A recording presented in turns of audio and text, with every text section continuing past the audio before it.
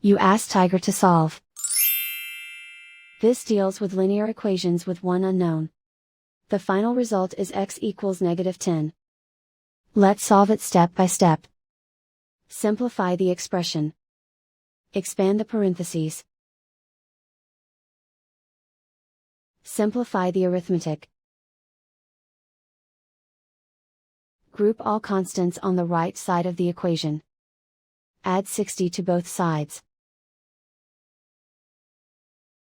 Simplify the arithmetic.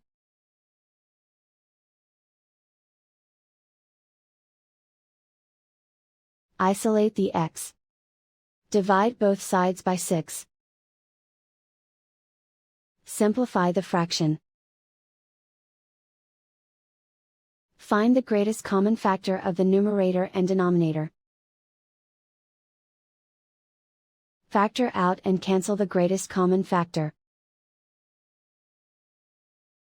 And so the final result is x equals -10.